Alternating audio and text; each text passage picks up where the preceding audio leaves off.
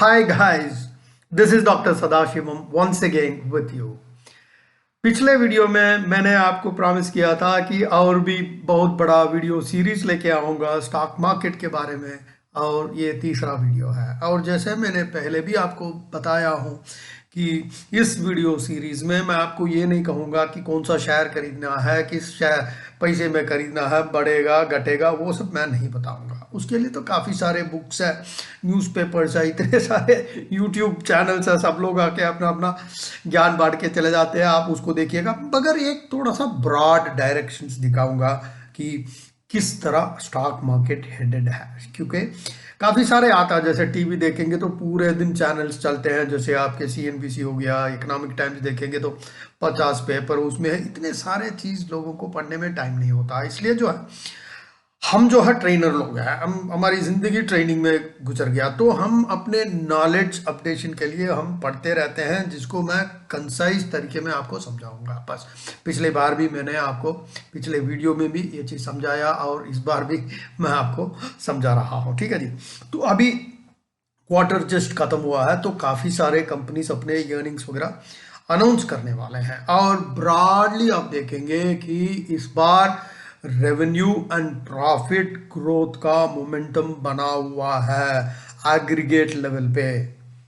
और economic times का ये ग्रुप होता है ETIG, जिसको कहते हैं इकोनॉमिक टाइम्स इंटेलिजेंस ग्रुप, जिन्होंने काफ़ी सारे रिसर्च करके कुछ फिगर्स वगैरह उन्होंने रिसर्च करके रिसर्च पेपर बनाया है। उसमें से काफ़ी चीज़ें मैं आपको बता रहा हूँ, तो यू कैन 100% एग्री कि मैं क्या बोल रहा हूँ, because each of that is substantiated properly by proper research.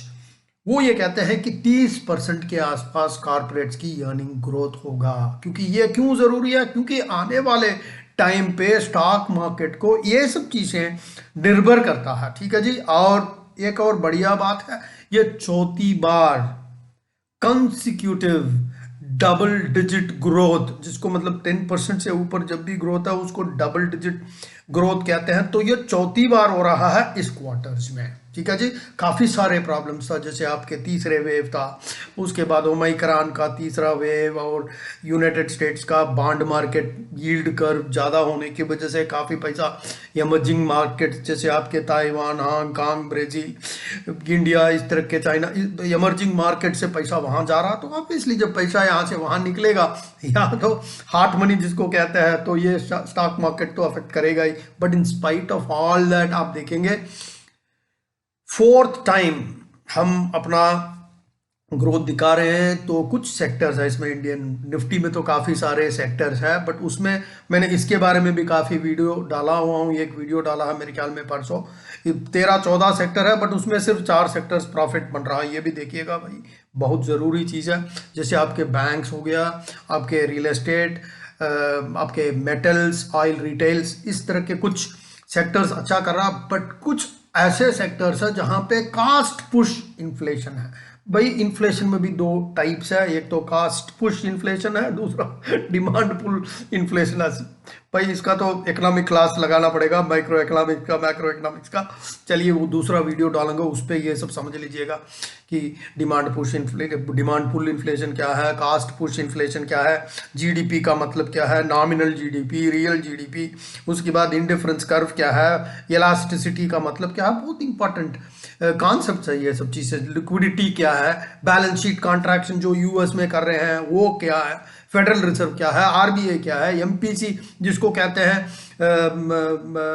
Monetary policy committee, शक्ति कुंता दास, वो आके बेचारे कुछ ना कुछ कहते रहते हैं। हर चीज़ स्टॉक मार्केट को अफेक्ट करता, उसके बारे में सेपरेट डिटेल वीडियो में डालूंगा। आप हर वीडियो देखते रहिएगा, कौन सा एक वीडियो में क्या कौन सा पूरा ज्ञानी बन के PhD बना। तो ब्रॉडली मैं आपको बता देता हूँ, कास्ट पुश इन्फ्लेशन कुछ सेक्टर्स में हुआ, जैसे आपके ऑटोमोबाइल्स हो गया है, फार्मा हो गया, बिल्डिंग मटेरियल्स हो गया, वो सब में म्यूटेड परफॉर्मेंस। ऑटोमोबाइल देखिए, मारुति कभी बेचारे, मैं भी मारुति का एक्स एम्प्लॉय हूँ, I am proud of Maruti, but देखेंगे प्रॉफिट ही नहीं आ रहा। पिछले 4 साल से फंसा हुआ। 4 साल पहले तो 10,000 में बिक रहा था, आज की डेट में 7,000 तक आ गया। भाई 7,000 तक आ गया, अभी तो धीरे धीरे करके अभी मेरे ख्याल में 8,000 के आसपास पहुंचा है। चलिए वो अलग बात है। इन्फ्लेशन की वजह से कमोडिटी प्राइसेस बढ़ रहा है, माइक्रोचिप मिल नहीं रहा है, हर जगह वेटिंग चल रहा है। चलो जी, तो कुछ सेक्टर्स अफेक्टेड है, जिसमें ऑटोमोबाइल्स हो गया, आपके फार्मेसी हो गया है, आपके बिल्डिंग मटेरियल्स हो गया है, ये सब थोड़ा सा म्यूटेड परफॉर्मेंस। तो कुछ सेक्टर्स जब 3-4 बढ़िया किया है, तो मार्केट का ब्रेथ जो है वो बड़ा नैरो है। मार्केट का ब्रेथ जिसको कहते हैं, अगर भाई क्लास में 40 लोग हैं, 40 के 40 ठीक ठाक पढ़ रहे हैं, वो अलग बात है। उस पे 4 लड़के ऐसे हैं स्टेट का टॉपर बन गए, बाकी सब लफंडर हो गए, फेल हो रहे हैं, वो भी तो ठीक नहीं है। ये सबको भाई दिमाग में रखना पड़ेगा, ठीक है जी, क्योंकि सेक्टर का मतलब हर एक सेक्टर बढ़िया करना चाहिए। 13-14 सेक्टर है तो 14 के 14 बढ़िया करना चाहिए। ये नहीं है कि मतलब 3-4 ही अच्छा आ रहा, देखेंगे कैसे होगा। अभी इस बार भी लोग सोच रहे हैं, जैसे आपके बैंक्स बहुत बढ़िया किया, क्योंकि पहले तो नहीं कर रहा था, काफी सारे एनपीए है, ये है वो है, मगर ये अपना मोदी जी और निर्मला सीतारामन जी उन्होंने काफी कुछ मॉनेटरी क्या बहुत कुछ किया भाई। देखिए बैंक्स का शेयर्स वगैरह देखिए चढ़ना शुरू हो गया, और कह रहे हैं आने वाले टाइम पे 2022, 23, 24 देखेंगे कि बैंकिंग एंड फाइनेंस सेक्टर तो ऐसा दौड़ लगाने वाला है कि मतलब चांदी चांदी हो जाएगा जिसने भी उसमें पैसा डाला। चलिए अपना रिसर्च तो करिएगा, मैं बाद में आता हूँ, उसमें भी कुछ दिक्कतें हैं, उसमें भी पीएसयू से अलग है, आईसीआईसीआई, कोटक, ये सब अलग है। ऐसे हो गया, कोटक हो गया, एक्सिस हो गया, इंडसइंड हो गया, उनको अलग कंपैरिजन करना, पीएसयू का अलग है। जैसे आपके एसबीआई है, उसके साथ आप सेंट्रल बैंक को कंपेयर नहीं कर सकते, कहने का सब बैंक है भाई, ये सब थोड़ा मामूली से देखना पड़ेगा। But broadly speaking banks community sector बहुत बढ़िया रजिस्टर करेगा 2022 से लेके 23 तक, इस साल की बात कर रहा हूँ। उसके बाद क्या करेंगे, जैसे कास्ट पुश कुछ सेक्टर्स तो हमने बात किया, ये ऑटो सेक्टर हो गया, फार्मेसी, उसके साथ और भी कुछ सेक्टर्स है, जैसे सीमेंट हो गया, स्पेशलिटी केमिकल्स हो गया है, आपके हेल्थ सेक्टर है, कंज्यूमर फेसिंग सेगमेंट बहुत प्रॉब्लम है। आप हिंदुस्तान लीवर को देखिए, आईटीसी को देखिए, रिटर्न ही नहीं दे रहे कंज्यूमर सेक्टर में। पर डिस्क्रिशनरी कंज्यूमर सेक्टर्स भी है, कुछ सेक्टर जैसे आपके एशियन पेंट हो गया आपके पिडिलेट हो गया है, एस्ट्रा हो गया है, ये सब कंपनी चांदनी मतलब बॉटम ऑफ द पिरामिड, जो अमीर लोग हैं वो खर्च करते जा रहे हैं, मतलब अमीर अमीर होते जा रहे हैं, गरीब गरीब होते जा रहे हैं जैसे पिरामिड है भाई, पिरामिड ऐसा होता, टॉप ऑफ द पिरामिड जो बिल्कुल अमीर लोग हैं वो भी तो स्पेंड करते हैं, बंदा जाके घर को पूरा पेंट करके चमका के रखता है, वो भी एक तरह का कंज्यूमर रूल है। बेचारा लोएस्ट पिरामिड में बंदा रोटी खाने का उसके पास पैसा नहीं है, वो सेगमेंट ग्रो नहीं हो रहा भाई साहब। बट वो ट्रेंड रिवर्स होगा, मैं ब्रॉड तरीके से आपको मैं समझा रहा हूं। जैसे हीरो मोटर्स है, टू व्हीलर सेगमेंट में कुछ भी नहीं कर रहा बेचारे, क्योंकि लोअर सेगमेंट को एड्रेस करता है, स्पेशली एंट्री मोटर व्हीकल्स जो 30 का तो कहीं नहीं है, 40-50 हजार में जो मोटर बाइक्स वगैरह लोग अपना इंस्टॉलमेंट में ले लेते हैं, 1000-1200 का इंस्टॉलमेंट देते हैं, वो सब सेक्टर्स काफी अफेक्ट हुआ। चलिए जी, इस साल काफी कुछ चेंजेस आएगा, हीरो मोटर्स थोड़ा बहुत अभी इंप्रूवमेंट हो दिखाना भी शुरू कर दिया है, काफी टाइम डाउन रहा है, अभी धीरे धीरे धीरे 3-4% का ग्रोथ पिछले मेरे ख्याल में 15-20 दिन से दिखा रहा है।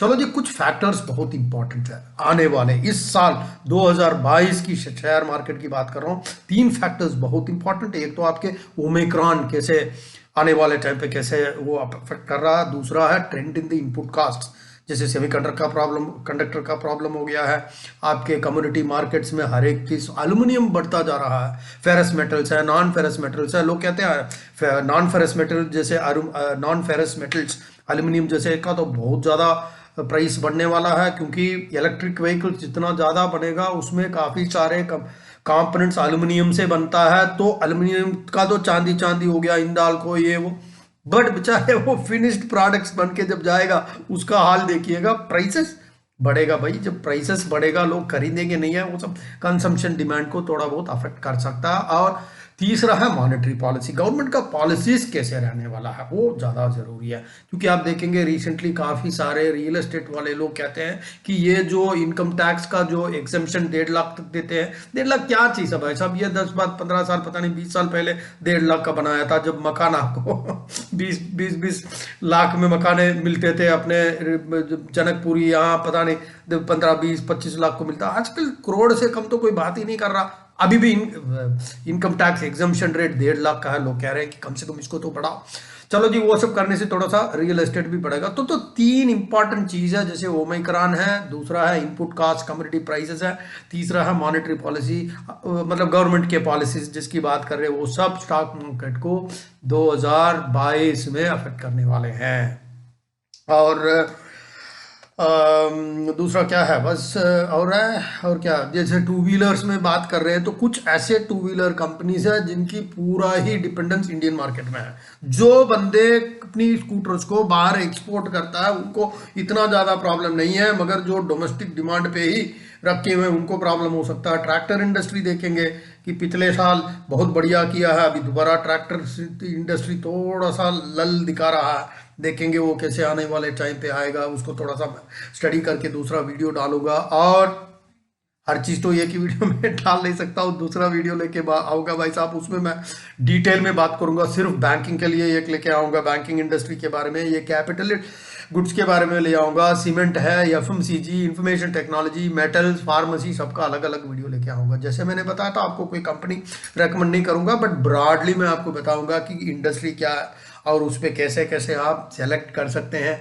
क्योंकि ये नहीं है कि मतलब शेयर मार्केट अच्छा कर रहा तो हर चीज़ को जाके शेयर मार्केट, भाई शेयर मार्केट में भी देखना होता है कि उस पर कौन सी कंपनी अच्छा कर रहा है। जैसे ऑटोमोबाइल है, जैसे बैंक, मैं आपको कह रहा हूँ 2022 में बैंक्स बहुत बढ़िया करेगा। ये नहीं है कि मतलब बैंकिंग सेक्टर में 50 बैंक है तो 50 के 50 बढ़िया करेगा, मतलब उसमें भी देखना है वो पीएसयू है या वो एनबीएफसी है या स्मॉल फाइनेंस कंपनी, जैसे एयूएम स्मॉल फाइनेंस कंपनी, बहुत बढ़िया रिजल्ट्स उन्होंने दिखाया। कल तो 10% बढ़ गया था, कल या परसों, एग्जैक्टली याद नहीं। वो छोटा सा स्मॉल कैप की बैंक है, उसके बाद मिड कैप बैंक्स है, उसके बाद बड़े बैंक्स है। बड़े बैंक्स में भी पीएसयूज है, जैसे स्टेट बैंक ऑफ इंडिया है, अभी आज की डेट में 500 के आसपास मिल रहा, और सेंट्रल बैंक भी है। पैसा कहाँ लगाएंगे, कहने का तो दोनों पीएसयू बैंक है। ऐसे ही अदर कंपनीज जैसे आईसीआईसीआई है, एचडीएफसी बैंक है, एचडीएफसी कैसे। तो ये सब जो है ना थोड़ा सा टेक्निक्स है, मतलब मैं आपको ये नहीं बताऊंगा कि ये स्टॉक खरीदो, मगर आपको थोड़ा सा मैं आइडिया दे दूंगा कि इकोनॉमी आउटलुक कहाँ कहाँ जा रहा है, कौन सा सेक्टर बढ़िया कर रहा है, और जो बढ़िया कर रहा है उसमें से कैसे कैसे आप स्टॉक्स को देख सकते हैं, उसका प्राइस मूवमेंट क्या है, कंपनी का बैलेंस शीट क्या है, पिछले इसका क्या रिकॉर्ड रहा है, आने वाले टाइम पे कैसे ये कंपनी का प्रॉस्पेक्ट है, ये सब देखना। भाई सब लोग एक छोटी सी गलती करते हैं